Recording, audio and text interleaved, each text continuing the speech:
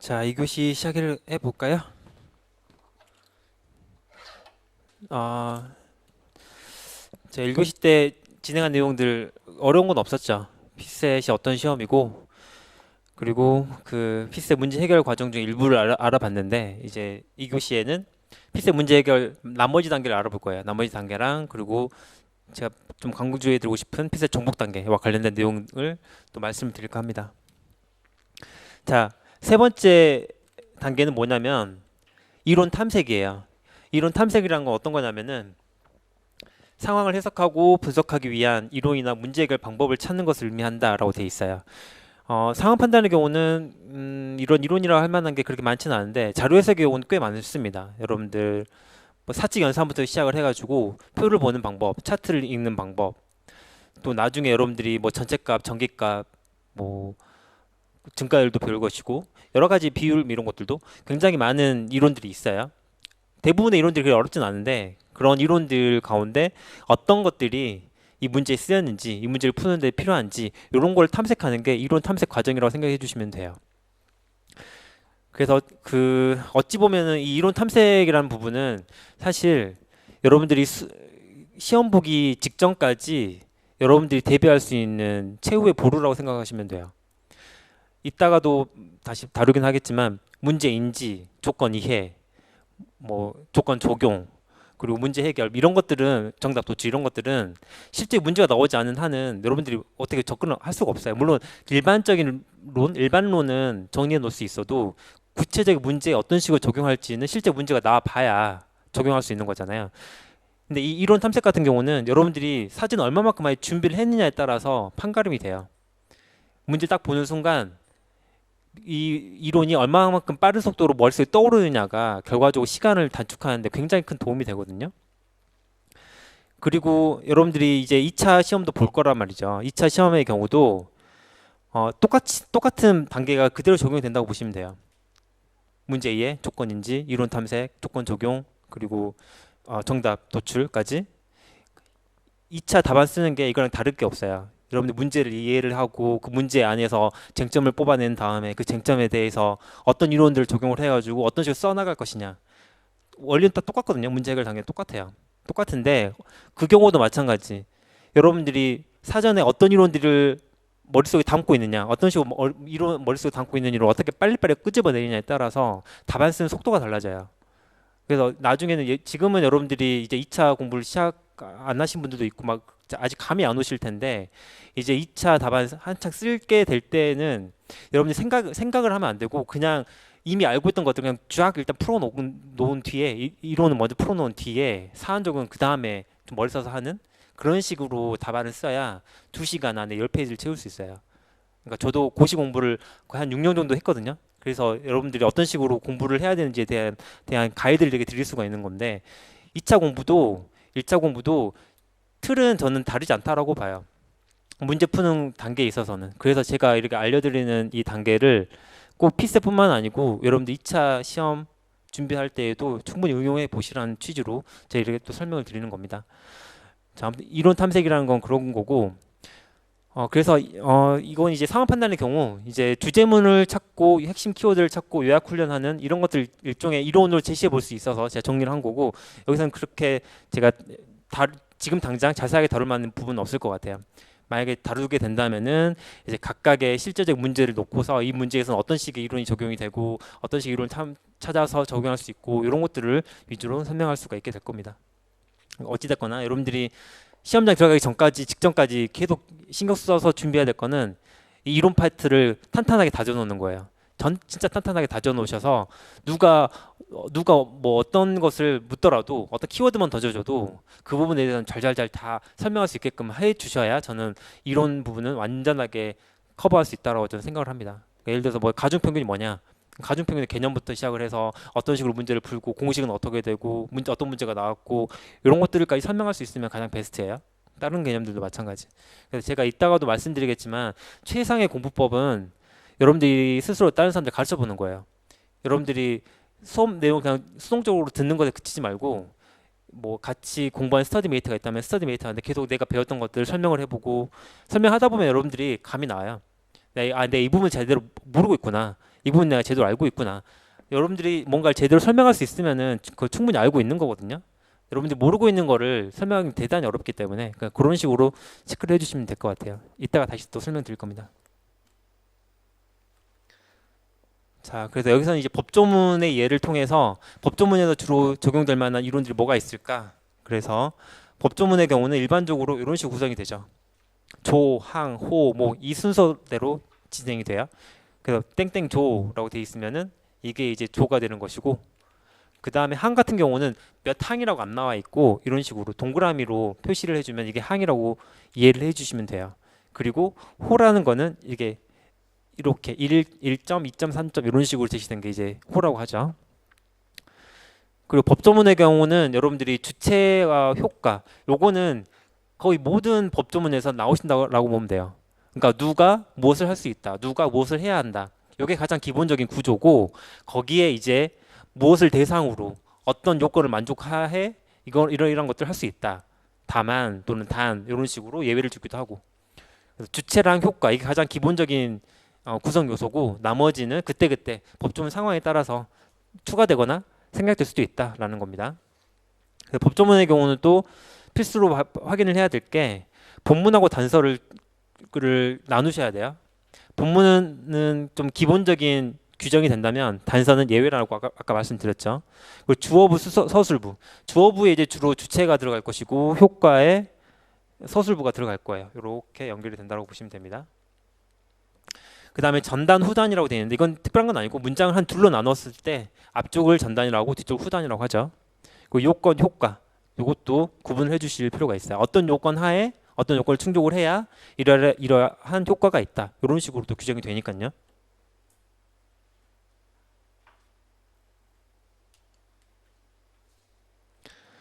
자, 그 다음 네 번째 파트 가볼게요. 네 번째 파트는 이제 조건 적용이에요. 조건 적용은 뭐냐면 첫 번째 단계부터 세 번째 단계까지 잘 왔다면은 이제 여러분들이 문제도 잘 이해를 했고 문제에 제시된 조건들도 이해를 한 다음에 이런 조건에는 이런 식의 이론을 적용하면 되겠네까지 도출됐잖아요. 그럼 이제 실질적으로 이제 문제를 풀어 나가는 거예요.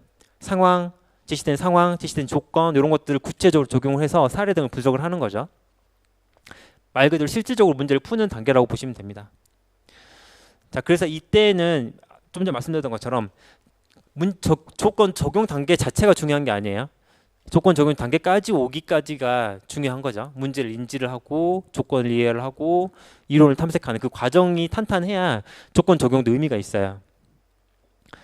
그래서 문제 인지가 제대로 안 돼 있거나 조건 이해가 부족하거나 이론 탐색이 불완전하다면 조건 적용해봐야 하는 시간 낭비니까 조건 적용은 약간 부차적인 느낌이라고 생각을 해주시면 되고 앞에 세 단계를 진짜 잘 탄탄하게 준비를 해주시는 게 좋겠다라는 겁니다. 자, 그렇다면 이 조건 적용은 어떤 식으로 진행을 하면 될까? 조건 적용이 꼭 이게 네 번째 단계라고 앞에 첫 번째부터 세 번째 단계를 다 성실하게 거친 뒤에 네 번째 조건 적용을 해야 되느냐? 꼭 항상 그런 것도 아니에요. 자, 아까 처음은 아니고 중간쯤 말씀드렸던 것처럼 어떤 선지에 딱 꽂혀가지고 또는 어떤 자료를 딱 보니까 이 자료는 이 선지를 해결하는데 바로 도움이 될 것 같아 라고 한다면 바로 거기서 바로 조건 적용을 하셔도 돼요. 문제 이해가 충분히 된다는 걸 전제하에. 그래서 문제 인지 단계에서 특정 조건을 발견했다. 근데 이 조건에 대한 내용을 충분히 이해를 했다면 바로 조건 적용 단계로 넘어갈 수도 있어요. 모든 문제 정해진 문제 풀이 순서가 정해져 있다는 건 아니고 각각의 상황에 따라서 좀 능동적으로 잘 활용을 해보시면 좋을 것 같아요. 그리고 어떨 때에는 특정 조건만 우선적으로 적용하는 것도 가능합니다. 예를 들어서 단서에 해당하는 내용을 봤는데 이 단서에 해당하는 게 바로 보였다. 그럼 기본 전제 같은 거를 충족했는지 여부를 따지기 전에 이미 얘는 단서에서 아웃되기 때문에 얘는 해당 안 되겠네. 이런 식으로도 접근이 가능하거든요.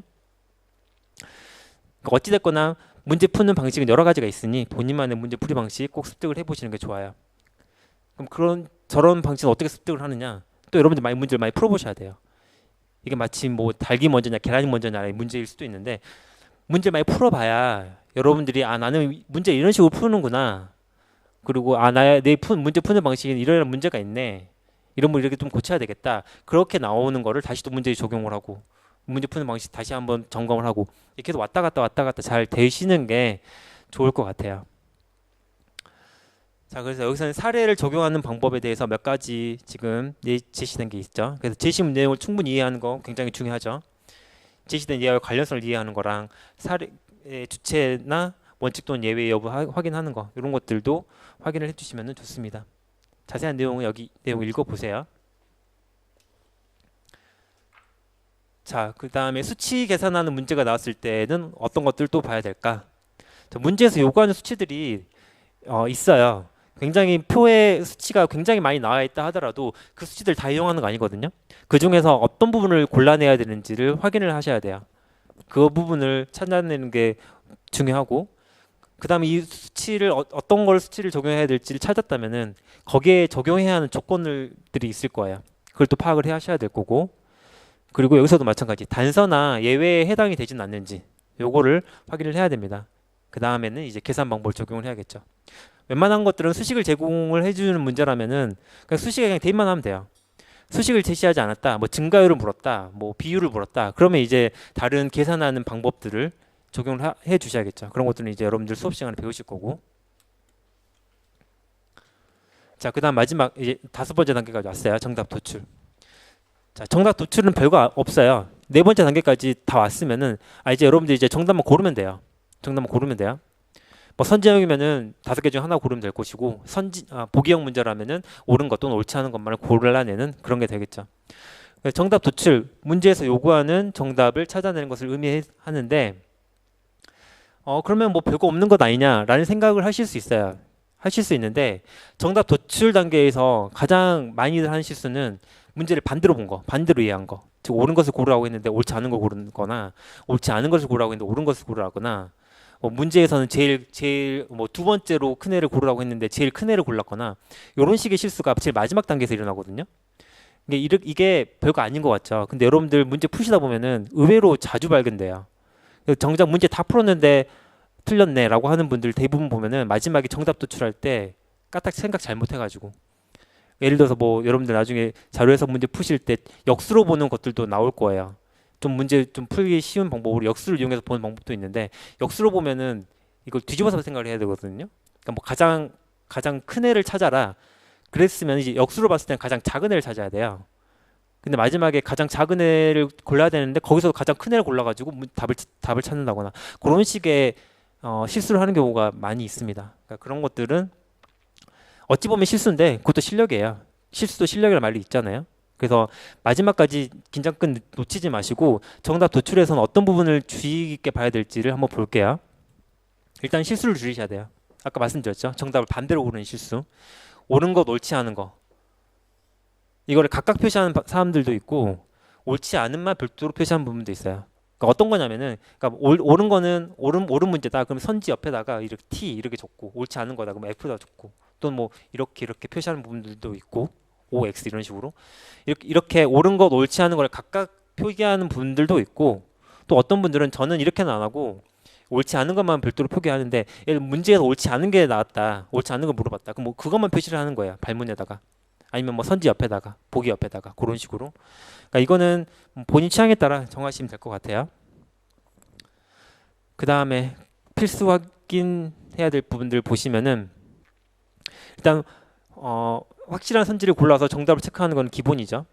그리고 어려운 선지 대신에 좀 선지가 좀 어렵다, 그럼 일단 그 부분을 일단 피해서 다른 선지를 먼저 확인하는 게 시간 세이브하는 좀 도움이 돼요. 그리고 보기 조합에 따라서 아까 제가 말씀드렸죠. 그 보기형 문제에서 4개 다 보지 않더라도 답이 나오는 경우가 충분히 있으니까 선지에 보기가 어떻게 제시되어 있는지를 먼저 보고 그걸 이용을 해가지고 보기 보는 순서를 정할 수도 있다는 겁니다. 자, 결론으로 가볼게요. 자, 초반부에 말씀드렸죠. 피쌤 문제 제한된 시간 안에 풀어야 돼요. 2분에서 2분 30초 내에 푸는 게 일반적이다라는 겁니다. 근데 이렇게 문제를 풀기 위해서 갖춰야 될 것들이 여러 가지가 있는데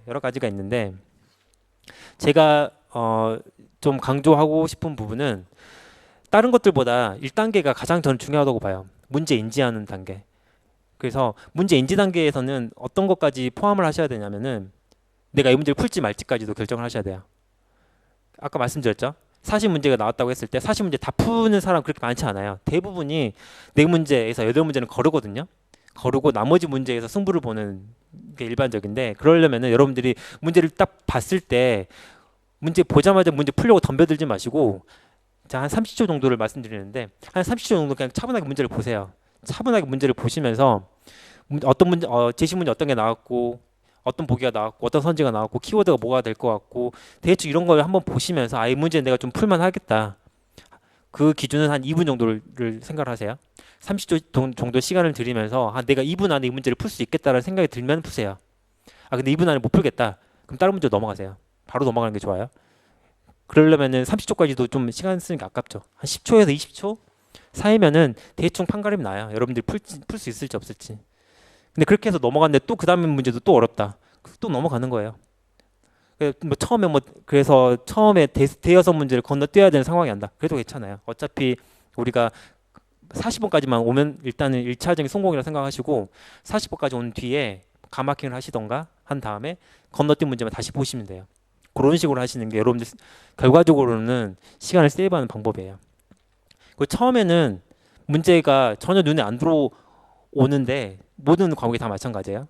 시험 시작하고 한 5분에서 10분까지는 잘 안 읽힐 거예요. 문제도 잘 안 읽히고 뭘 묻는지도 모르겠고 키워드도 찾지도 어렵겠고, 그러다가 이제 10분 정도가 넘어가면 조금씩 시험에 이제 적응이 되거든요. 그런 상태에서 나중에 넘어갔던 문제 다시 오잖아요. 그럼 더 쉽게 보여요. 더 쉽게 보이니까 초반에 문제 안 풀린다고 뭐 멘붕 막 빠지지 마시고 일단은 40번까지 오세요. 40번까지 오는 게 목표예요. 우리가 1년에 한 번 보는 시험인데 그래도 뭐 어떤 문제가 나왔는지 한 번 정도 보고 풀어야 좀 덜 억울하잖아요. 그런 의미에서 어찌됐건 40번까지 오자라는 게 목표라는 거.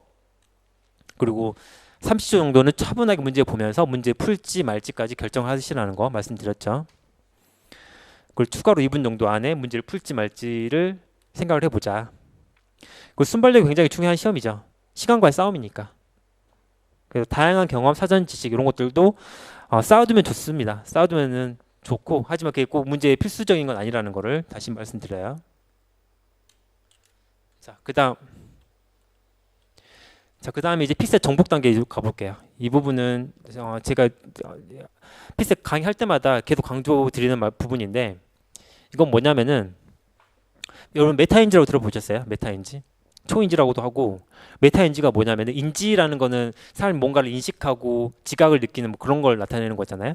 메타인지는 그걸 초월한다라는 의미의 개념인데, 내가 무엇을 생각하고 무엇을 느끼고 무엇을 인지하고 있는지를 말 그대로 내 스스로가 얼마나큼 잘 이해하고 있는지를 이해하는 거예요. 뭐 내가 잘 이해하고 있지 못하다라는 걸 이해하는 것도 메타인지예요. 그러니까 메타인지는 일종의 인지에 대한 인지, 생각에 대한 생각이라고 보시면 됩니다. 피셋 정복 단계라는 거는 제가 이러한 메타인지 개념을 가져온 거예요. 가져와서 제 나름대로 좀 개념을 좀 쌓아본 건데, 피셋 정복 단계, 피셋에 대한 인지 수준을 단계별로 제시한 거라고 말씀드렸고, 메타인지란 거는 자신의 생각에 대해서 스스로 판단하는 능력을 말해요. 피셋 시험을 잘 보는 사람들 대부분은 뭐 암기는 잘 못하는 사람들이라 하더라도 그래도 본인이 뭘 생각하고 있는지에 대해서 남들에게 설명할 수 있는 사람들이 굉장히 많아요. 그러니까 그 말은 뭐냐면은 내가 문제 어떻게 풀고 있는지에 대한 걸 스스로 느끼고 있는 사람들이라는 거거든요. 그래서 이거를 이제 여러분들이 문제 풀 때에도 적용을 해보면 좋겠다라는 걸 말씀을 드리는 겁니다. 문제 푸실 때 계속 생각을 하세요. 내가 이 문제를 풀 수 있을지 없을지. 그것도 일종의 메타인지예요. 내가 주어진 시간 동안 이 문제를 풀 수 있을 만큼 내가 이 문제 충분히 이해했는가를 물어보는 거죠, 스스로. 그에 대해서 답이 부정적으로 나온다. 그러면 그 문제는 건너뛰어야죠. 근데 내가 이 문제 풀만하다. 그럼 이제 메타인지가 완벽하다. 내가 이 문제 풀 수 있을 것 같다. 그럼 덤비세요. 그래서 문제 풀시면 돼요. 그래서 메타인지를 나눌 때에는 크게 두 가지 기준으로 나눠요. 그게 뭐냐면은 객관적 관점이 있고 주관적 관점, 두 가지로 나뉘거든요. 객관적 관점은 내가 실제로 아는지 모르는지를 실제로 아는지 모르는지를 나누는 기준인 거고, 주관적 관점은 내가 안다고 생각하는지 모른다고 생각하는지 기준이에요. 이거 두 개는 비슷해 보이지만 엄연히 달라요. 객관적 관점으로 실제로 아느냐 모르느냐는 그냥 극명하게 여러분들 시험 성적으로 나와요. 시험 성적으로 실제로 알았다면 맞췄을 것이고 몰랐다면 틀렸겠죠. 그게 이제 객관적 관점의 메타 엔지를 한다면은 주관적 관점은 여러분들이 말 그대로 안다고 생각하는 것 또는 모른다고 생각하는 것을 말해요. 그래서 내가 이 문제 분명히 내가 알고 풀었다고 생각을 했는데 틀렸다. 그러면은 분명히 여러분들이 갖고 있었던 주관적 관점의 메타 엔지에 문제가 있었을 거예요. 뭐냐, 객관적 관점의 메타 엔지랑 일치하지 않은 상황인 거잖아요. 일치하지 않을 때가 문제가 되기 때문에 그 부분에 대해서 제가 더 말씀을 드릴 겁니다. 그럼 이 각 두 가지 관점으로 어떻게 나누냐면 주관적 관점으로 봤을 때 안다 모른다, 객관적 관점으로 봤을 때 모른다 안다. 제가 일부러 이렇게 배치를 한 거는 이렇게 나눴을 때 마치 사분면처럼 이렇게 나뉘게 돼요. 그렇죠? 여기를 1사분면, 2사분면, 3사분면, 4사분면이라고 했을 때 이 방향으로 메타인지 수준이 점점 올라가거든요. 처음에는 모르는 것을 모르는 상태에서 출발해요. 내가 모른다는 것도 모르는 상태. 말 그대로 진짜 개념이 없는 그런 상태인 거죠. 그 다음에 조금씩 여러분들이 수업을 듣고 공부를 하고 문제를 풀어나가고 하다 보면은 이제 여러분들이 뭘 모르고 있는지를 아는 상태까지 가요. 아, 내가 이 문제 이런 부분을 몰랐구나라는 걸 알 수 있는 그런 상태가 되고, 그 다음은 이제 아는 것을 아는 상태가 되는데, 이건 어떤 거냐면은 여러분들이 어떤 문제에 대해서 어떻게 이해했는지를 설명할 수 있는 거예요. 모르는 것을 아는 상태에서는 아직 설명은 못해요. 내가 뭘 모른다라는 것만 알지 내가 뭘 알고 있는지까지는 아직 이르지 못했기 때문에. 그 다음 네 번째가 아는 것을 모르는 상태인데, 이 부분은 이따가 말씀드리겠지만 거의 달인에 가까운 상태예요. 그래서 저는 여기 세 번째, 아는 것을 아는 상태까지만 가도 충분하다고 보거든요. 그래서 지금 이 네 가지 단계를 나눠가지고 여러분들한테 설명을 좀 드릴게요. 편의상 이 메타인지 수준을 저는 네 가지로 좀 약칭으로 부를 거예요. 첫 번째, 모르는 것을 모르는 상태는 뭐뭐라고 부를 거고, 모르는 것을 아는 상태는 뭐아, 아는 것을 아는 상태는 아아, 아는 것을 모르는 상태는 아모. 이렇게 네 개로 축약해서 부를 거니까 참고해 주시고 하나씩 볼게요. 자, 모르는 것을 모르는 단계, 뭐뭐 단계죠. 자, 이때는 여러분들 거의 이제 막 피셋에 이제 막 진입하신 분들을 뭐뭐 단계라고 보시면 돼요. 뭐 어떤 문제가 나온지도 모르고, 내가 실제로 문제를 풀었을 때 직면하게 될 문제점도 모르고 어려움도 모르는 상태라고 보시면 돼요. 아직 피셋에 대한 준비가 부족하기 때문에 스스로를 판단할 능력도 부족하죠. 그리고 이해가 부족하기 때문에 문제를 풀어서 맞췄더라도 실제로 내가 알고 맞힌 경우보다는 찍어서 맞힌 경우가 많을 수 있어요. 그 틀린 원인, 이해하지 못한 부분, 찾아내지 못하는 경우가 대부분이죠. 그래서 이런 단계에 있는 분들이 질문을 할 때 보면은 본인이 뭘 모르는지도 몰라요. 뭘 모르는지도 모르다 보니까 질문을 하더라도 명확한 질문이 안 나오고, 명확한 질문이 안 나오니까 명확한 답변도 못 받는 거죠. 그래서 질문 같은 거 하실 때 내가 뭘 이해를 못하고 있는지에 대해서 한 번 정도 생각을 하고 질문을 해보시면은 여러분들이 이러한 메타 엔지 수준을 조금씩 올리는데 분명히 큰 도움이 됩니다. 그래서 무엇을 질문해야 할지 어려워하기도 한다라고 말씀드렸고, 그 다음 모아 단계.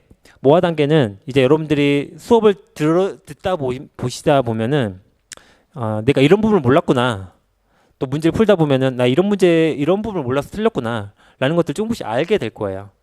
말 그대로 내가 약한 부분, 취약한 부분, 어려웠던 부분들을 조금씩 알게 되는 그런 단계라는 거예요. 그래서 이 모아 단계 같은 경우는 이제 여러분들이 모르고 있다는 사실에 대해서 이제 조금씩 알고 있어요. 그리고 이제 공부를 좀 하다 보면 동기부여도 좀 되시겠죠. 그래서 모모 단계랑 비교했을 때에는 이제 조금 이제 공부할 맛이 좀 나는 그런 단계라고 볼 수가 있을 겁니다. 문제 풀이를 위한 이제 준비가 어느 정도 갖춰져 있기 때문에 이제 문제를 맞게 풀고 있는지 그렇지 않은지 판단 능력을 갖출 수도 있죠. 그리고 왜 틀렸는지 원인을 파악할 수도 있어요. 원인을 파악을 하면은 다른 사람에게 질문할 수도 있어요. 원인을 모르면 질문하기도 힘들거든요.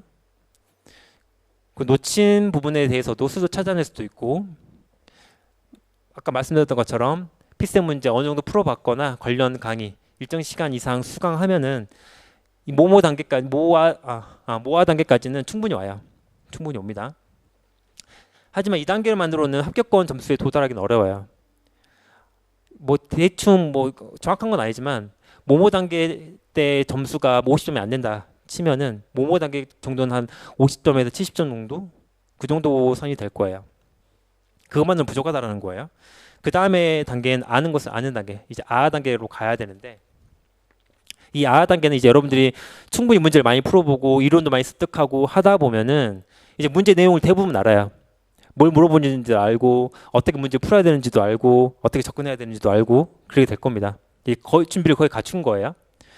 뭐 틀린 문제에 대해서는 원인뿐만 아니라 해결책까지도 제시할 수 있는 단계까지 와요. 그리고 자신이 이해한 부분에 대해서는 설명할 수도 있다라는 겁니다. 제가 계속 강조를 하는 건 이 설명이에요. 설명 부분. 여러분들이 이해한 것에서 그치지 말고 다른 사람한테 설명을 한번 해보세요. 실제로 다른 사람 스터디메이트 옆에 있다면 옆에 앉은 스터디메이트한테 설명을 해보면 가장 베스트고, 그게 안 된다 치면 옆에 뭐 고민형이라도 앉혀놓고 고민형한테 설명 한번 해보는 거예요. 그러니까 중얼중얼하면서. 그러니까 그렇게 머릿속에 담지만 말고 계속 밖으로 표현하고 표출하고 해봐야 이게 선순환이 돼야 여러분들이 내가 뭘 제대로 배웠구나, 어떤 게 부족하구나 라는 거를 알 수가 있거든요. 그리고 이 단계에서는 각 이제 문제 유형 같은 것들을 나눌 수도 있고, 각 문제 유형에 대해서 문제 접근 요령 이런 것들도 정리할 수 있어요. 이따가 공부법에서 다시 나올 거예요. 자, 마지막 암호 단계인데, 아는 것을 모르는 단계. 저는 이 부분은 그렇게 추천하진 않아요. 이 부분은 어떤 거냐면은 여기 제가 두 케이스로 나눴나요? 여긴 안 나왔구나. 이 부분은 어떤 거냐면은 말 그대로 피셋에 그냥 달인이 된 거예요.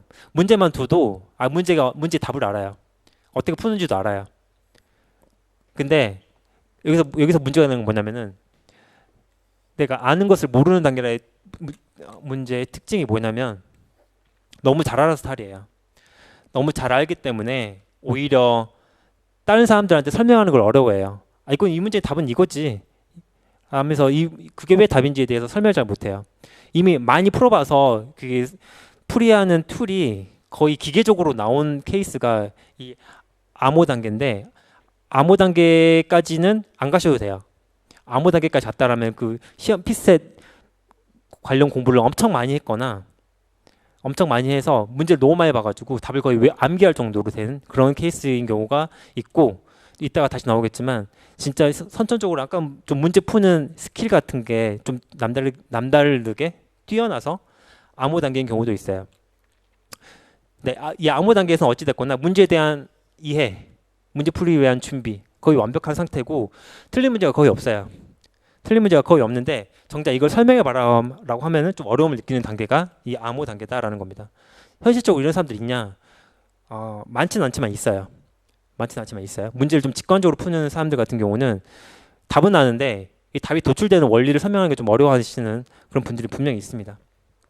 자, 그럼 이런 피셋 정복 단계를 이렇게 네 가지로 나눠 봤는데, 그럼 이거를 어떤 식으로 내가 어떤 단계인지 어떻게 알 것이냐? 제가 이쪽에 약간 자가 테스트를 좀 만들어 봤거든요. 체크리스트를. 항상 이게 적용되는 건 아닌데, 이제 여러분들이 문제를 푸실 때 제가 마련한 이 질문들 있죠. 이 질문들에 대해서 본인이 어떻게 생각하는지를 한 번쯤 점검을 한번 해보세요. 문제를 풀기 위한 준비가 충분한지, 문제에서 묻고 있는 내용을 이해하고 있는지, 이게 이제 문제인지 조건 이해 뭐 이런 거랑 또 연결이 되는 거잖아요.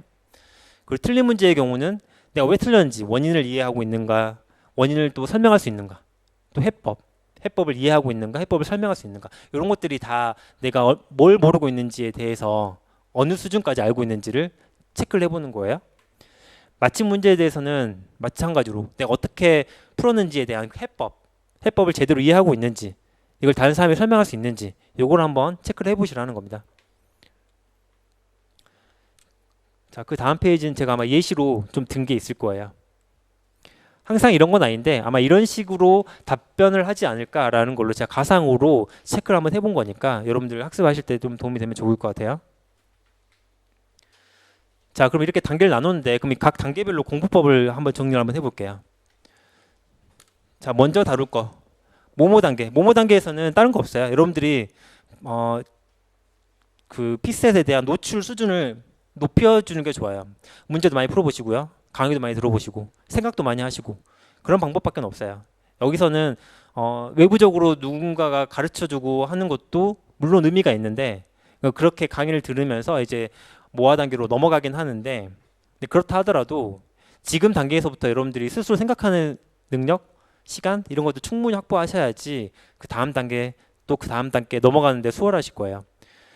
그 강의에만 너무 의존하는 거는 저는 그렇게 추천하진 않아요. 추천하진 않고 다만 여러분들이 모르는 거를 알아가는 단계에서는 굉장히 도움이 되긴 할 겁니다. 자, 그래서 여기 제가 5단계로 나눈 문제 해결 단계를 별로 볼게요. 자, 문제 인지에서는 이제 처음 보는 문제들이 대부분일 거예요. 그러니까 발문이 짧더라도 놓치지 말고 발문, 자료, 지문 꼼꼼하게 읽으세요. 꼼꼼하게. 시간이 좀 걸리더라도 상관없어요. 시간이 좀 걸리더라도. 대신에 시간을 한번 체크는 한번 해보세요. 매 문제 푸실 때마다 타이머 옆에 놓고 내가 이 문제 풀기 시작할 때부터 마지막 풀고 난 때까지 시간이 얼마나 걸리는지 요거는 기록을 해두시면은 굉장히 좋은 게 나중에 여러분들이 또 같은 문제를 또 여러 번 풀 거거든요. 여러 번 풀 때마다 시간이 조금씩 단축될 거예요. 시간이 좀 단축되는 걸 느끼시면은 아 내가 그래도 헛공부는 안 했구나. 내가 그래도 조금씩 실력은 늘고 있구나라는 걸 체크할 수도 있으니까 그래서 시간 같은 거 체크하시는 거 꼭 잊지 마시고 제가 적어 놓을게요. 시간 체크. 그 다음에 이해한 내용, 이해하지 못한 내용 꼭 구분을 하세요. 그걸 구분하는 기준은 이제 설명 여부, 내가 설명할 수 있냐 없냐를 기준으로 놓고 판단하면 된다. 이렇게 하는 게 단순히 모모 단계에 머무르는 게 아니고 그 다음 단계로 넘어가기 위해서 이렇게 제안하는 공부법이에요. 그 다음에 조건이에요. 마찬가지예요. 제시된 자료 충분히 이해하시고 제시문이 나왔다? 그럼 단락별로 내용을 요약해 보세요.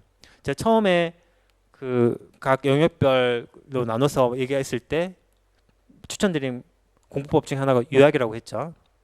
각 단락별로 한 문장 정도로 요약을 해보거나 아니면 키워드를 뽑아내거나 이런 식으로 요약을 해보는 거 굉장히 좋습니다. 여러분들 2차 공부할 때도 도움이 돼요. 이런 것들은. 그 조건의 가지수가 몇 개고 각 조건의 구체적인 내용이나 예외사항은 어떤 것들이 있는지 한번 꼼꼼하게 정리를 한번 해보세요. 그 다음에 이론 탐색. 이론 탐색 부분에서는 이제 문제 이해가 충분하냐 부족하냐에 따라서 좀 다르게 접근을 해야 되는데 문제 이해가 충분하다. 나 이 문제는 굉장히 다 충분히 이해했어. 라고 한다면은 이제 그 문제에 필요한 이론들과 관련된 내용들 그런 것들을 정리하는 게 필요하고 문제 이해가 부족하다면은 이론 탐색보다는 문제 이해 자체에 더 초점을 두는 게 맞아요. 예를 들어 뭐 자료 해석 문제 같은 경우 자료 해석에서 묻는 뭐 증가율이라든가 비율이라든가 이 이론을 알아가는 것도 물론 중요한데 그 전에 이 문제에 대한 이해가 부족한 상태에서는 이론 탐색해봐야 별 의미가 없어요. 그러니까 문제 인지 조건이 중요하다는 거 다시 강조드리고 그 다음에 조건 적용 똑같아요. 조건들이 적용되는 상황, 예외 규칙 여부 이런 것도 확인하시고 구체적인 사례와 어떻게 연결할 수 있는지 그 어려운 내용이 있다면은 따로 정리를 해서 스크랩을 해주세요. 그리고 그런 것들이 이제 누적이 되다 보면 그게 이제 여러분들의 오답 노트가 될 겁니다. 단권화 노트가 될 것이고 정답 도출 이 부분은 거의 공통적으로 들어가 있는데 정답을 맞게 찾는지 실수하는 건 없는지 뭐 발문에 제시된 중요한 단서는 놓치지 않았는지 이런 것들 꼼꼼하게 보시면 돼요. 자, 그 다음에 모아 단계로 가볼게요. 자, 모아 단계라면 이제 슬슬 피셋 문제 많이 적응하고 있는 그런 단계가 해당이 될 겁니다. 이 단계에서도 마찬가지로 다음 단계, 즉 아 단계를 대비한다는 마음으로 공부를 하세요. 근데 이게 모아 단계에서 이제 두 분류로 좀 나뉘는데 이제 모르는 것을 알아가면서 아 이거 내가 모르는 게 이렇게 많았네 이거 좀 더 알아가야 되겠다라고 뭔가 지식욕이 욕구가 올라가는 사람이 있는가 하면 아 나 이거 이렇게 많이 모르는데 이거 언제 다 해 하고서 좌절하는 사람들이 있어요. 두 가지로 나뉘거든요. 그래서 그런 경우에는 제가 말씀드리고 싶은 게 피셋 어차피 우리 여러분들이 당장 내일 모레 시험 볼 거 아니잖아요. 그래도 한 내년 뭐 2월 정도에 본다 쳐도 몇 개월의 여유가 있잖아요. 그러면 약간의 장기 플랜까지는 아니지만 중기 플랜 정도로 잡고 여러분들이 한 해 동안 얼마만큼을 공부를 해야 될지 공부량을 한번 추출을 한번 해보세요. 예를 들어서 제가 얘기를 해볼게요. 아까 우리 피셋 문제가 거의 한 1500문제 된다고 했죠. 1400, 1500, 1500문제를 할게요. 그럼 편의상 1500문제를 하고 1500문제를 내가 적어도 한 번씩 다 문제를 풀어보겠다라고 하고서 그 시점을 뭐 올해 8월, 9월 이 정도로 잡는다고 쳐봐요. 그러면은 1500문제를 지금 5월은 뭐 거기 갖다 치고 6, 7, 8, 9, 10 한 5개월 정도 잡으면 한 달에 300문제씩 풀면 되잖아요. 그쵸? 기본적으로 한 달에 300문제씩 풀어서 5개월 하면 되는 거니까. 한 달 300문제 풀려면 어떻게 해야 돼요? 하루에 10문제씩 풀면 돼요. 그죠? 매일매일 하루에 10문제씩 풀면은 9월, 10월 정도까지는 어찌됐건 다 볼 수 있어요. 기출문제 다 볼 수 있거든요. 한 번 정도는 다 볼 수 있어요. 물론 한 번으로 부족하긴 하지만 나중에 여러분들 심화 강의 또 모강 이런 거 하다 보면 또 기출문제 다시 또 보게 될 거니까. 아무튼 그런 식으로 좀 중기적인 플랜을 먼저 갖고 공부 계획은 세분해서 그날 할 공부량만 뽑아가지고 그것만 꾸준하게 한다라고 생각을 하시면 됩니다. 누구나 다 할 수 있어요. 그러니까 좌절하지 마시고 기왕 여기 5급 공채 뭐 시험 보기로 했다 마음 먹었으면은 다른 거 생각하지 마시고 그냥 내가 해야 될 공부량만 그냥 꾸역꾸역 한다라고 천천히 꾸준히 하지만 끊이지 않고 한다라는 생각으로 임해 주시면 됩니다. 자, 여기서도 마찬가지. 각 문제 해결 단계별로 볼게요. 문제 인지 부분에서는 마찬가지로 이해하지 못한 부분을 설명을 해보는 식으로 접근을 해보시고 이제 문제 이해도를 좀 높이는 방향으로 공부를 한번 해보세요. 모모 단계에서는 내가 뭘 모르는지도 모르기 때문에 진짜 기초적인 부분에 좀 초점을 뒀다면 문제 인지 단계에서는 이제 문제 인지도를 이해도를 높이는 방향으로 이러려면은 여러분들이 문제 유형을 나눠서 접근하는 것도 좋아요. 뭐 법조 문형이면 법조 문형, 일반형이면 일반형, 퍼즐형은 퍼즐형 이런 식으로 스스로 내가 문제 봤을 때 문제 유형을 나눌 수 있다라는 거는 그만큼 내가 문제 이해도가 높아졌다라는 의미가 되기도 하거든요. 그래서 강사가 제시하는 문제 유형 분류 툴도 참고하시고 아니면 본인 여러분들 나름대로 뭔가 기준이 있다면 그 기준대로 문제도 한번 나눠보세요. 그게 또 여러분들이 참고할 만한 공부법이 되니까요. 그 다음에 이제 제시된 자료 중에 이해하지 못한 부분, 원인 해결책 분석을 한번 해보는 것도 필요합니다. 조건적 놓친 예외사항 확실하게 정리를 하시고 그 다음에 자료 해석 과정에서 발생할 수 있는 실수 유형도 파악을 하세요. 여러분들이 실수하는 것들이 굉장히 많을 거예요. 앞으로도 이런저런 방법, 이런저런 문제 아까 해결 단계 5단계 있었잖아요. 각각의 단계별로 나타날 수 있는 실수 유형이 굉장히 다양하거든요. 근데 여러분들이 그 많은 실수를 한꺼번에 다 잡을 수는 없어요. 한꺼번에 다 잡으려다가는 하나도 못 잡아요. 그럴 때에는 여러분들이 어떤 실수를 하고 있는지를 한번 목록을 한번 쭉 적어보세요. 문제 인지 단계에서는 어떤 실수가 있었고 조건 이해에서는 어떤 실수가 있었고 쭉 적다 보면은 여러분들 내가 이런 실수들을 하고 있구나라는 게 좀 보일 거예요. 그럼 그 다음은 어떻게 하느냐? 그 중에 하나만 고르세요. 하나만 골라서 예를 들어서 내가 뭐 조건 이해를 하는 데 있어서 자꾸 단서를 놓친다. 단서를 놓친다라는 거 한다면은 그것만 고치는 거예요. 그것만. 다음에 문제 풀 때에는 단서만 먼저 보는 거지. 단서만 먼저 보면서 이거는 놓치면 안 돼. 이건 놓치면 안 되라는 생각으로 계속 그것만 고쳐 나가려고 노력을 하는 겁니다. 그러고 난 뒤에 그게 어느 정도 좀 이제 익숙해졌다. 그러면 이제 얘는 됐고 그 다음에 가져와가지고 또 잡고 이런 식으로 순차적으로 가세요. 한꺼번에 뭐 4-5가지 실수를 한꺼번에 잡으려고 하면은 죽도 밥도 안 돼요. 그렇게 하지 마시고 하나만 잡는다는 생각으로 그러면 여러분들이 실수를 줄여 나가는데 좀 도움이 될 겁니다. 그 다음에 이론 탐색, 익숙하지 않은 이론 위주로 정리를 해주세요. 익숙한 이론은 이제 실전에서도 금방금방 나올 수 있으니 좀 익숙하지 않은 이론 위주로 잘 정리를 해보자라는 거. 그리고 익숙하더라도 문제 푸는데 자주 활용되는 이론 같은 것들이 있죠. 그리고 자신에게 꼭 필요한 부분이 있다면은 그것 위주로 정리를 해보시고 이거는 시간 여유가 된다면은 유사 기출 문제 같이 스크랩 해주시면 좋아요. 이거 하려면 이제 문제 유형 같은 거 나누는 것들도 분명히 도움이 되니까요. 근데 이거는 시간 여유가 있으면 하세요. 시간 여유가 없는데 이런 유사 기출 문제까지 스크랩 하는 것도 일종의 시간이 좀 낭비되는 부분일 수 있으니까.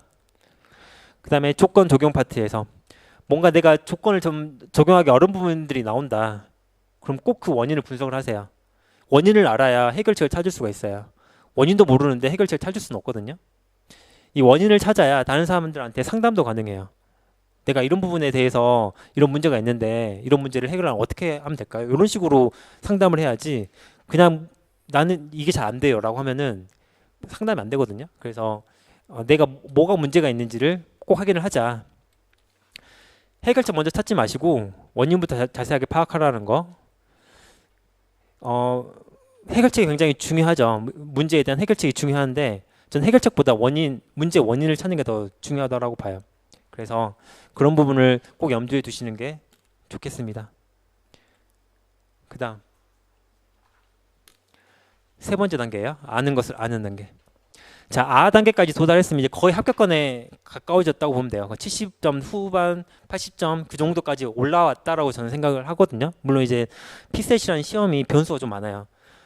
시험 당일날 컨디션도 중요하고 시험장이 얼마나 멀리 또는 접근성이 얼마나 좋은지에 따라 또 다른 거고, 또 감독관이 또 나랑 또 잘 맞는지, 시험 같이 치르는 수험생들은 뭐 거슬리는 사람은 없는지, 이런 굉장히 좀 다양한 변인들이 있다 보니까 약간 들쑥날쑥하는 게 분명히 있긴 하지만, 그래도 일반적인 그런 조건 하에서는 충분히 합격권 점수가 나오는 게 저는 아 단계라고 보는데, 이 아 단계는 여기도 제가 말씀드렸죠. 실전에서 고득점을 하는 경우가 있고, 시험 당일 컨디션 변수만 큰 문제만 없다면 충분히 합격권에 도달하는 점수예요. 근데 이때에도 방심하면 안 되고, 내가 지금 갖고 있는 이 점수대를 꾸준히 유지해 나간다라는 생각으로 임해 주시면 좋아요. 근데 사실 뭔가 점수가 향상되는 것도 어렵긴 하지만 유지한다는 것도 쉽진 않거든요. 내가 합격권의 점수를 계속 꾸준하게 유지한다는 게 굉장히 어려운 거니까, 그러면 그런 거를 이제 어떤 식으로 대비를 하면 될까? 자, 문제 인지 단계의 경우는 발문 및 자료, 지문만 봐도 접근법을 떠올릴 수 있도록 대비를 하자.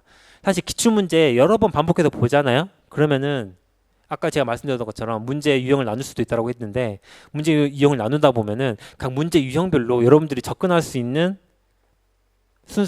접근하는 순서, 방법, 이런 것들이 좀 나오는 것들이 있거든요. 그런 것들이 있으면 이제 여러분들이 발문이나 자료나 지문만 봐도 이 문제 어떻게 풀면 되겠다라는 감이 딱 서요. 그렇게 서면은 여러분들이 문제 인지 단계에서 허비하는 시간을 굉장히 많이 단축시킬 수가 있겠죠. 그 문제별 접근 요령을 한번 매뉴얼로 한번 만들어 보세요. 본인만의 매뉴얼. 다른 사람들에게 설명해 줄 수 있을 만큼 만들어 주시면 좋아요. 예를 들어서 뭐 제가 아까 말씀드렸던 것처럼 일반형 제시문이 나와 있고 선지가 나와 있을 때 발문이 옳은 것이냐 옳지 않은 것이냐에 따라서 문제 접근하는 게 다른 식으로 한다던가, 여러 가지 매뉴얼을 만들 수가 있을 거예요. 그러니까 본인만의 매뉴얼을 만들어 놓으면은 그게 여러분들 시험장 들어가기 직전까지 활용할 수 있는 굉장히 큰 무기가 되니까. 그리고 조건 이해 부분에서는 이제 본인이 좀 약하다고 느끼는 부분, 취약하다고 느끼는 부분 위주로 공략을 하세요. 그래서 해석하기 까다로운 문제들 있죠. 해석하기 까다로운 문제들을 위주로 한번 모아보는 거예요. 상황 판단의 경우 퍼즐형 같은 것들, 그리고 뭐 자료 해석 같은 경우도 뭐 좀 까다롭게 느껴지는 유형들이 있을 거예요. 뭐 표차트 변환형이라던가 뭐 상황 판단형이라던가 이런 문제들 위주로 골라보는 거죠. 뭐 논리 퀴즈라던가 이런 것들. 그래서 이때는 이제 자료 해석하는 속도를 높이셔야 돼요. 표나 차트, 뭐 제목이랑 단위, 항목 이런 것들만 그냥 한 번에 쓱 훑어봐도 얘네들은 어떤 관계가 있고 어떤 식으로 문제가 나올 것 같고 선지에서 이런 게 나오겠네. 수식이 제시되어 있다면 수식은 이렇게 이용이 되겠네. 거기까지 이해를 해주시면 좋겠죠. 그리고 이론 탐색, 출제 가능성이 높은 이론은 완벽하게 숙지를 하세요. 제가 말씀드렸죠. 시험장 직전까지 준비할 수 있는 부분은 이론 탐색이 유일해요. 나머지는 문제가 나와봐야 알아요. 이론 탐색 같은 경우는 여러분들이 진짜 제대로 해주셔야 돼요. 완벽하게 A부터 Z까지. 그래서 계속 말씀드렸죠. 가중평균 나온다. 가중평균 개념 보고 어떤 문제가 출제됐고 뭐 공식은 어떻게 되고 좀 더 빨리 계산하는 방법은 어떻게 되며 어떤 항목들을 어떻게 이용해야 될지, 문제에서 어떻게 응용되는지 이게 줄줄줄 다 나와야 돼요. 자, 여기 제가 다시 적어놨죠. 문제 내용에 대한 대비는 사실상 불가능해요. 불가능하다고 보시면 돼요. 어떤 문제가 나올지는 몰라요. 어떤 자료가 나올지도 몰라요. 하지만 그 문제들 간에 문제를 풀 수 있는 그 해법은 다 통해요. 그 해법을 어떻게 적용하고 어떻게 빨리 적용해서 답을 도출하느냐, 그 싸움인 거거든요. 그래서 문제를 푸는 데 있어서 필요한 도구, 이론 확실하게 준비를 하시라는 거 다시 말씀드립니다. 그 다음에 조건 적용 방법을 다른 사람에게 설명할 수 있도록, 계속 설명하는 계속 나오죠. 설명할 수 있도록 숙지를 하시고, 틀린 문제는 원인과 해결책까지 설명할 수 있도록. 그리고 처음 보는 낯선 문제가 나올 거예요. 거의 대부분의 문제가 다 그럴 겁니다. 실전에서는. 이때에도 당황하지 않는 게 중요하죠. 어떻게 당황하지 않고 풀이법을 찾느냐, 이게 관건이에요. 이걸 이제 여러분들이 훈련하는 게 연말 연초에 있는 모강 시즌이죠. 모강 시즌에서 이제 새로운 문제들이 출제됐을 때 여러분들 어떤 식으로 대응을 하고 대처를 하고, 그때 이제 많은 스킬들을 쌓아 나가는 계기가 될 겁니다. 근데 꼭 그렇지 않더라도 여러분들이 지금 기출문제 대부분을 아마 안 풀어보셨을 테니까 지금부터라도 이런 부분들은 훈련을 할 수 있다고 봅니다. 근데 다만 여기까지 지금 단계에서 보는 것보다는 지금은 아무래도 문제 이해, 문제 인지, 조건이 이런 파트에 좀 더 집중을 하는 게 순차적으로는 더 맞기는 해요. 하지만 뭐 병행하는 것도 충분히 가능하니까 본인 학습 성향에 따라서 잘 조절해 보시면 되겠습니다. 자, 그다음 오늘 마지막 다룰 내용인데 암호 단계예요. 암호 단계 공부법. 사실 여기 부분에서는 저도 이 단계까지는 안 가요. 저도 이 단계까지는 안 가고 물론 제가 이미 많이 풀어봤던 문제들은 충분히 설명하고 하면서도 내가 이걸 어떻게 풀었지 다시 한번 머릿속에 떠올려 봐야 생각이 되는 그런 문제들도 있어요. 근데 사실 그런 식으로 암호 단계까지 오르는 거는 그렇게 바람직하진 않아요. 제가 아까 말씀드렸던 두 가지 유형 여기서 나오는데 첫 번째 유형이 이제 말 그대로 문제 푸는 감각이 월등해가지고 직관적으로 문제를 푸는 경우가 있어요. 없는 것 같지만 이런 사람들 분명히 있거든요. 그리고 두 번째 케이스는 같은 문제를 여러 번 반복해서 풀다 보니까 문제 지나치게 익숙해진 경우가 있어요. 두 가지 케이스가 있는데 첫 번째 케이스는 뭐 성향 자체가 이미 문제를 잘 푸는 그런 성향이기 때문에 뭐 그렇게까지 부정적이진 않은데 두 번째 케이스는 굉장히 안 좋게 작용할 수가 있어요. 왜냐하면 내가 문제 너무 많이 풀어봤기 때문에 문제를 암기하는 거는 아까도 말씀드렸다시피 의미가 없다라고 말씀드렸잖아요. 2차 과목이라면 의미가 있죠. 뭐 경제학, 행정학 이런 데서 자주 나오는 쟁점 같은 것들, 문제 같은 것들 외우는 거 굉장히 중요합니다. 왜냐하면 다시 또 출제될 수 있으니까. 근데 PC에서는 안 통해요. PC에서는 그게 안 통하기 때문에 문제 외우는 거는 하등 게 쓸모가 없어요. 쓸모가 없는데 그걸 문제 외워가지고 이 문제 답은 이거지 하면서 정작 설명도 못하고 그런 거는 진짜 안 하는 못 하거든요. 그래서 여러분들이 두 번째 케이스까지는 저는 가지 않았으면 좋겠고 그래서 아 단계까지만 와도 충분하다라고 제가 말씀을 드리는 겁니다. 그래서 이제 아 단계랑 암호 단계랑 나누는 케이스 2는 제외하고 케이스 1을 놓고 봤을 때 가장 큰 차이는 그거예요. 낯선 문제, 처음 보는 문제가 나왔을 때 얼마나 당황하지 않고 문제 풀 수 있느냐 없느냐. 아 단계까지는 약간 그게 부족할 수 있어요. 암호 단계는 그것까지도 가능해요. 어차피 본인이 직관적으로 문제를 풀어나가기 때문에 처음 본 낯선 문제도 굉장히 적응을 할 수가 있거든요. 그래서 이때는 제가 뭐 추천할 만한 공부법을 제시하기가 그렇게 뭐 바람직하진 않을 수도 있지만 일단 제시를 해보자면은 암호 단계에서는 쉽게 이해한 문제일수록 다른 사람에게 설명할 수 있는지를 점검하는 게 필요합니다. 내가 직관적으로 이해하고 있는 게 과연 올바르게 이해하고 있는지를 스스로 한번 점검을 한번 해보는 거예요. 그리고 문제별 접근 요령 매뉴얼로 만들어서 습득하는 거. 요거는 아까 우리 아 단계에서도 똑같이 말씀드렸던 거죠. 그 직관적으로 풀고 넘어가는 부분일수록 꼼꼼하게 확인하는 거. 그 자주 본 문제에서는 이제 새로 풀어본다는 생각으로 접근하는 거. 지금은 아마 여러분들이 이 정도까지는 아니겠지만 여러분들 기출 문제 2번, 3번, 뭐 4번 여러 번 풀다 보면은 이제 지겹거든요. 지겹고 한 번 봤던 문제 다시 풀려고 하니까 답은 다 떠오르고 그럴 때에는 기출 문제를 한번 낯설게 한번 접근 한번 해보세요. 어떤 식으로 하냐면 예를 들어서 내가 아까 뭐 보기형 같은 경우 기형, 니은, 디귿, 리을 중에 4개 중에 한 2개만 봐도 답이 나오는 그런 문제들이 있었잖아요. 그런 문제들의 경우 기형부터 리을까지 다 보는 거예요. 다 보고 다 보면서 이게 옳은지 옳지 않은지를 내 스스로 납득할 수 있을 만한 증거를 찾는 거지. 그런 식으로 접근을 하잖아요. 그러면은 기출 문제도 새롭게 보여요. 내가 계속 문제 풀었던 순서대로 보는 게 아니고 뭐 예전에 뭐 1번부터 5번까지 순서대로 봤다. 그럼 이번에 5번부터 1번으로 순으로 본다던가 문제 풀이 순서를 뒤에서부터 본다던가 다양한 방법들이 있어요. 그런 것들을 응용하시면 돼요. 지금은 그렇게까지 하실 필요는 없어요. 지금은 아직 익숙하지 않은 문제들이 대부분일 테니까 나중에 어느 정도 좀 익숙해졌다라고 한다면은 이 응용을 한번 해보시면 좋을 겁니다. 자, 그리고 이론 탐색이랑 조건 적용, 뭐 정답도 이런 부분은 앞에 다뤘던 내용들이랑 크게 다르지 않으니까 이 부분은 일단 생략을 하겠습니다. 자, 그래서 정리를 해보면은 우리 문제풀이 단계를 5단계로 나눴어요. 문제 인지가 있었고, 그 다음 조건 이해가 있었고, 그 다음 이론 탐색이죠. 그 다음이 조건 적용이 있고, 그 다음 정답 도출이 있어요.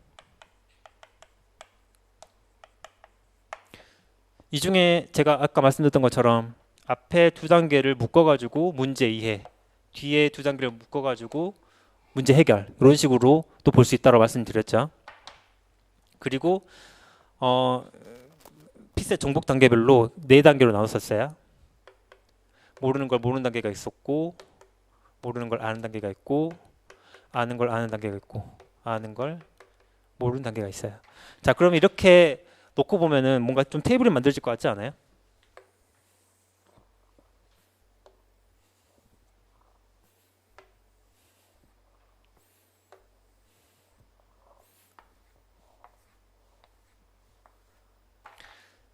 각 문제 풀이 단계별로 여러분들의 인지 수준이 달라요.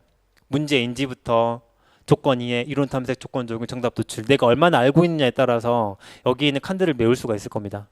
그래서 이게 모든 걸 다 모르고 모든 단계가 뭐뭐 상태고 뭐뭐하 상태고 그러진 않아요. 각 단계별로 다를 수 있어요. 어떤 사람은 문제 인지는 굉장히 거의 완벽한 수준에 가까워져 있지만 이론 탐색이 아직 부족한 분들도 있을 것이고 반대인 경우도 있을 것이고 여러 가지 케이스가 있거든요. 그렇기 때문에 이런 부분에 있어서는 여러분들이 스스로 점검을 한번 해보세요. 제가 도와드릴 수도 있는데 제가 도와드리더라도 여러분들의 기초 자료가 있어야 도와드려요. 그래서 제가 나눠드린 문제 있죠. 그 문제편으로 해서 제가 세 문제 정도 드린 게 있는데 이거 잠깐만 보고 마무리를 할게요.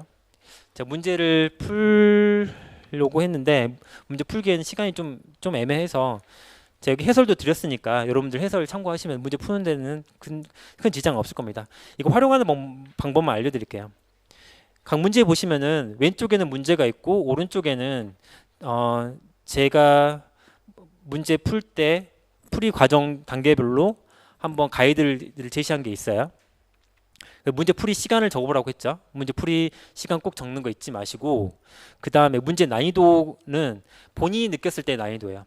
본인이 느꼈을 때 별 5개를 기준으로 했을 때 이 문제는 뭐 별 3개짜리야, 이 문제는 뭐 별 2개짜리야, 또는 이 문제 너무 어려워 별 5개짜리야, 이런 식으로 난이도를 매겨볼 수가 있겠죠. 그러니까 기출 문제별로 이렇게 난이도를 체크를 해놓으면은 여러분들이 나중에 후반부로 갈수록 기출 문제를 골라서 풀실 때 나한테 좀 익숙하지 않았던 문제들 위주로 문제를 푸는 응용할 수도 있겠죠. 그 신원 선생님 기출 문제 같은 경우는 이런 게 다 분석이 다 돼 있거든요. 근데 그건 꼭 모든 사람에게 적용되는 건 아니고 일반적으로 봤을 때 문제 난이도를 정리를 한 거니까 개별적으로는 좀 느끼는 체감 난이도가 다를 수는 있어요. 다를 수 있기 때문에 그런 부분에 대해서 본인의 스스로 그런 난이도를 한번 측정을 한번 해보자라는 취지고, 그 다음에 이제 문제 인지부터 조건 이해, 이론 탐색, 조건 적용, 정답 도출 각각별로 문제에서 어떤 부분을 중점적으로 보면 좋을지에 대해서 간략하게 제가 질문 같은 것들 만들어 봤죠. 처음에 문제 푸실 때는 뭐 2가지 방법을 이용할 수 있어요. 문제 푸실 때는 그냥 오른쪽은 그냥 아예 신경 쓰지 않고 내 나름대로 문제를 한번 풀어본 뒤에 그 다음에 이제 오른쪽에 제시한 각 단계별로 난 어떻게 생각을 했고 어떻게 문제를 풀어나가는지를 사후적으로 점검하는 방법이 있고, 또 하나는 아예 아직 나는 문제 푸는 게 좀 익숙하지 않다고 느끼시면 사전적으로 그러니까 오른쪽에 있는 내용들을 보면서 그래 문제 인지에서 이런 것들을 봐야지, 조건 이해에서는 그래 이런 것들을 해야 돼, 그럼 이걸 문제 한번 적용을 한번 해보자, 이런 식으로 적용해 볼 수도 있을 거예요. 그러니까 여러분들이 편하신 대로 한번 해보세요. 편하신 대로 해보시고 어떤 게 더 나한테 더 맞구나라는 걸 한번 느껴보시고 그 방법에 따라서 해보시면 됩니다. 저는 이거를 학교 수업 시간에 이대로 똑같은 자료로 나가요. 똑같은 자료로 나가고 여기에 이제 문제 인지부터 정답 도출까지 본인이 어떤 식으로 생각을 정리했는지를 써가지고 제출하라고 해요. 그 일종의 숙제인 거죠. 자, 그렇게 해서 이제 언어 논리, 자료 해석, 상황 판단 각각 문제를 제가 한 문제씩 추려와 봤고, 마지막 페이지 한번 볼게요. 4쪽. 4쪽을 보시면은 이제 제가 중간중간에 보여드렸던 그 체크리스트 있었죠. 체크리스트. 그 체크리스트가 오른쪽에 나와 있어요. 그러니까 오늘 풀었던 문제들에 대해서 나는 문제 풀기 위한 충분한 상태가 되어 있는지부터 문제에서 묻고 있는 내용을 이해하고 있는지 등등 이런 거에 대해서 질문을 한번 답해보자 라는 거고, 그리고 왼쪽에 있는 이거 하루 질문이라는 건 뭐냐면 이제 오른쪽에 있는 체크리스트는 이제 여러분들의 피셋 정복 단계를 좀 가늠하기 위한 내용이라면, 왼쪽에 있는 내용은 이제 각 문제 단계별로 문제 단계를 지금 5단계 나눴었잖아요. 그러니까 문제 단계별로 제가 3가지 정도 중요 포인트들을 잡았어요. 그러니까 총 15개의 포인트가 나오죠. 그럼 이 15개의 포인트에 대해서 나는 얼마만큼 최선을 다해서 이런 것들을 확인을 했는지, 실수하진 않았는지, 이런 것들 내가 주의하고 있는지 계속 인식을 해보라는 겁니다. 그래서 지금 1점부터 10점까지 제가 지금 점수를 매겨놨거든요. 그래서 내가 10점 만점에 그래도 나는 꼼꼼하게 잘 확인했어. 그럼 10점이 될 것이고, 좀 부족해서 뭐 5점 뭐 이런 식으로 체크를 하면 되겠죠. 그런 식으로 체크를 하면은 각 이제 문제인지 단계별로 점수 같은 것들이 나올 거예요. 그런 것들이 이제 이 표를 떠올렸을 때 내가 지금 어느 단계에 있구나라는 거를 체크하는 데 도움이 될 겁니다. 기준이 될 거예요. 그렇게 해서 이제 오른쪽 아래에 보시면은 피스셋 정복 단계 자가 테스트라 해가지고 그날의 하루 질문 점수, 그리고 피스셋 정복 단계가 본인이 느꼈을 때 현재 단계, 그리고 그 아래에는 코멘트 이런 것들을 써보게끔 해놓고 있어요. 이제 학교 수업할 때 똑같이 이렇게 하고 있거든요. 그래서 매주 이런 식으로 해서 본인이 지금 어느 정도의 수준에 있는지를 느낄 수 있게끔 해보는 취지로 제가 이렇게 말을 하고 있습니다. 아마 연간 학습 관리를 하게 되면은 그 학습 관리를 제가 주로 많이 담당해서 하게 될 거예요. 물론 시현 선생님도 담당 같이 맡아주시긴 할 건데, 틀은 제가 거의 다 짜놓은 게 있으니까 그 틀대로 아마 가지 않을까 싶고, 그래서 지금 제 계획은 자료 해석 위주로 아마 학습 관리가 진행은 될 텐데, 제가 학교에서 하고 있는 상황 판단 그 수업 내용도 있고 하니까 상황 판단까지도 충분히 커버를 할 수는 있을 것 같아요. 그리고 여담으로 말씀드리자면 지금 저희 연구소에서는 좀 영역을 좀 확장하고 있어가지고 자료 해석에서 그치지 말고 상황 판단, 언어 논리까지 좀 연구 영역을 좀 넓혀보자라고 취지로 지금 언어 논리 쪽도 연구를 해보고 있거든요. 그래서 상황 판단 쪽은 제가 지금 거의 전담해서 하고 있고, 언어 논리 쪽도 지금 연구소 내부 인력을 이용해가지고 하고 있으니 아마 조만간 한 내년 정도쯤에는 좀 뭔가 새 영역을 커버할 수 있는 프로그램이 나오지 않을까라는 생각을 해봤습니다. 자, 아무튼 제가 한 2시간 정도 생각을 하고서 왔는데 딱 2시간 시간이 딱 된 것 같아요. 한 2시간 정도까지 강의 집중하시느라고 수고 많으셨고, 제가 처음에 말씀드렸던 것처럼 제가 준비한 강의안이 분량이 그렇게 적은 게 아니다 보니까 좀 주로 강조할 만한 그런 포인트 위주대로 여러분들께 좀 짚어드렸어요. 도움이 많이 됐으면 좋겠고, 제가 수업 내용에 다루지 못한 부분이라던가 궁금하신 사항이라던가 그런 것들 있으시면은 얼마든지 질문해 주시면 되겠습니다. 아무튼 수고 많으셨고요. 우리 다음에 또 뵐 게 있으면 좋겠네요. 수고 많으셨습니다.